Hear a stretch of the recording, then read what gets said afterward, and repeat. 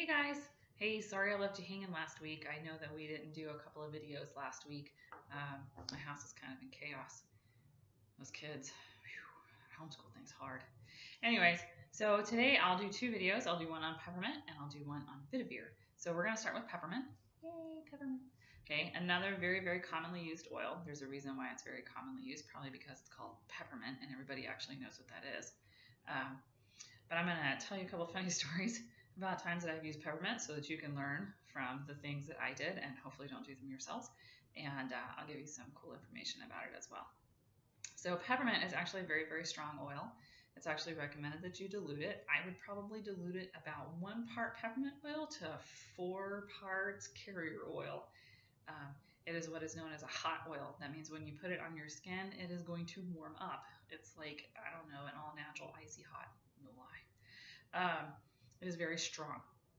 Now, one of the things about peppermint is when you open this bad boy up and you take a sniff, it's not going to smell like a candy cane. If it smells like a candy cane, you don't have the right one.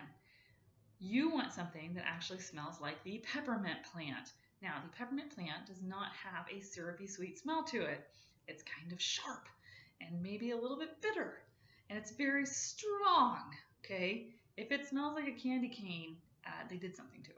Okay, peppermint oil should not smell like something that you buy at a store for your kids at Christmas. That being said, don't be thrown off when you open it up and you're like, whoa, okay? That being said, don't be startled when you open it up and your eyes water. Okay, so you can use this in a variety of ways. You can diffuse this, which means you can put it into the air.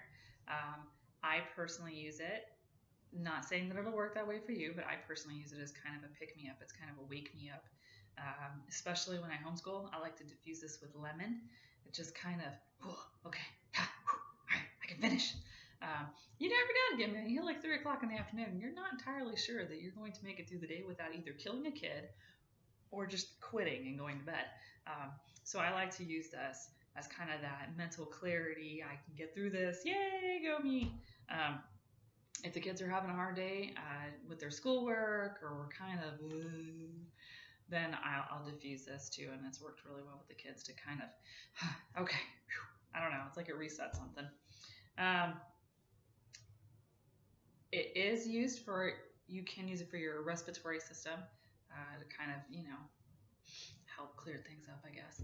This is the other part of what you can use with your allergy stuff. So when I said that you can use lavender and lemon, peppermint was the other part of that you can put into a pill and use to help you out with allergies, and that is because peppermint does help with the respiratory system.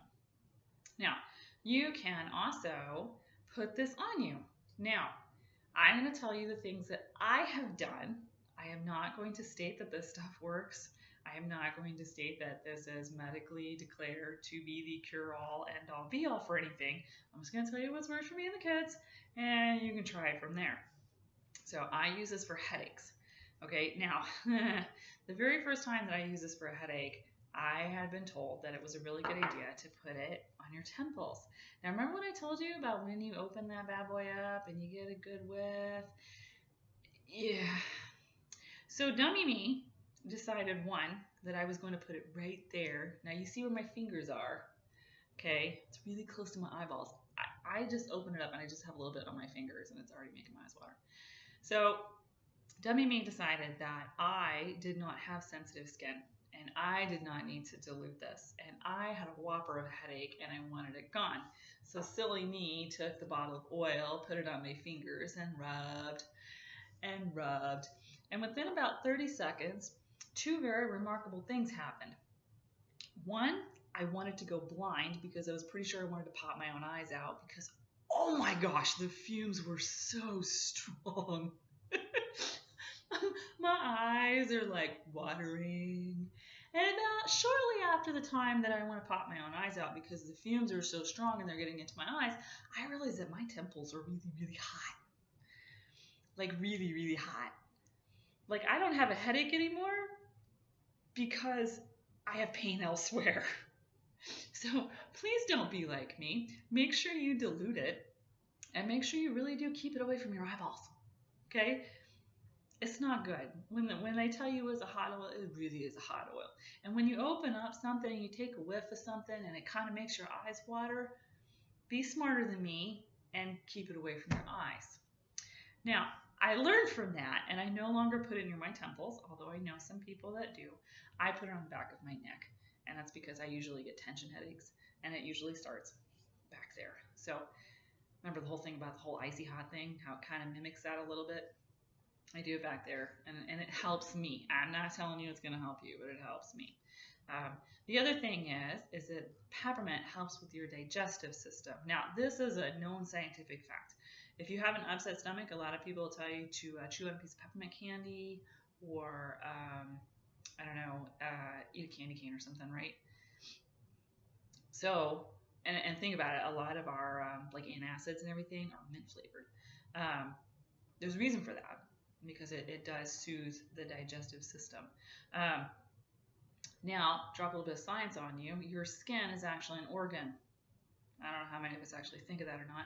And as such, our skin is actually connected to blood vessels. Now, I read somewhere, and I can't remember the name of the place that I read it, but that it's actually been shown that within about 30 seconds, anything that you've put on your skin that's going to be absorbed goes into your bloodstream. So a lot of people will take peppermint, they'll dilute it, and they'll rub it in a circle on their belly for when they have an upset tummy. And I know a lot of people will do this for their kids. I've done it for Emily. Now, if you guys know me, you know that I have the child that does not have the time to poop. Yeah. So that causes some issues. She's 9. She's still that way. So anyways, so I've learned a couple tricks. I've learned to take peppermint, dilute it, and rub it on her belly. But I've also learned a trick of putting a couple of drops in the toilet. Now, I don't know why, okay? I don't know the science behind this, and I'm not guaranteeing it's going to work for you, but it did for her. Okay, I put a couple drops in the toilet. She sat on the can for about 10 minutes, and voila, we had babies. So, pretty cool. So, the other way, so you got headaches, and you've got belly aches, and you can use it in soap.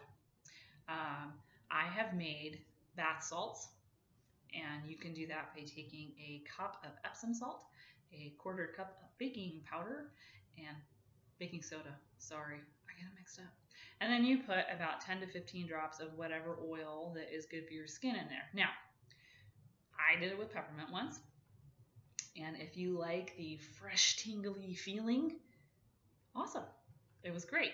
I don't recommend using it at night because you're kind of awake after that. But I have put it in soap before. I don't recommend putting it in shampoo or anything because I don't really think it does anything for your hair. But if you like that nice tingly feeling on your skin, then go ahead, put some in your soap. And usually the recommended amount is usually 1 drop to however many ounces that you have. However, because it is such a hot oil, I would go with about half. Personal, you guys do what you're gonna do. Now, so you can diffuse this, you can use this topically, you can also take this internally because, hey, it's peppermint. Now, I know a lot of people like to put it in their coffee or in their hot chocolate, and it's yummy, yummy, yummy. I put it in my coffee one morning, and silly me, put in 2 drops instead of just 1. Now, I did not have a ginormous cup of coffee, I just had a regular sized cup of coffee. And to be fair, I didn't mean to put 2 drops in there, I just kind of missed. And, put 2. So coffee is hot and it steams. And when I lifted up my coffee mug to my face, all the steam went in my eyes and the peppermint oil fumes went in my eyeballs too. So after I could see again and coffee cooled down a little bit so it was no longer, giving me a nice peppermint facial, I took a sip. Oh, it was a little strong. Okay, so my recommendation for you is to start out by using a toothpick, like we talked about in one of our very first videos, and just put toothpick in there and then put toothpick in your hot chocolate or in your coffee. However, if you really like that strong, put a drop in. Hey, put 2. Go for it. You can use it for baking. I know some people have put it in like their chocolate chip cookies, or they'll put it in their brownies. Just remember, this is not peppermint extract, okay? This is not mixed with any kind of alcohol. This is pure unadulterated oil, which means it's really, really, really, really strong. So whereas you would use a teaspoon of peppermint oil, you probably only need a drop or two. Okay, so be really cautious when you use it when you're cooking, because otherwise you're gonna have to start over because it's gonna be nasty. So there's peppermint oil for you. Lots of uses for it, lots of fun with it. Don't be like me, don't put it near your eyes. Don't use more than a drop in your coffee because wow. And have fun with it. If you got any questions, let me know.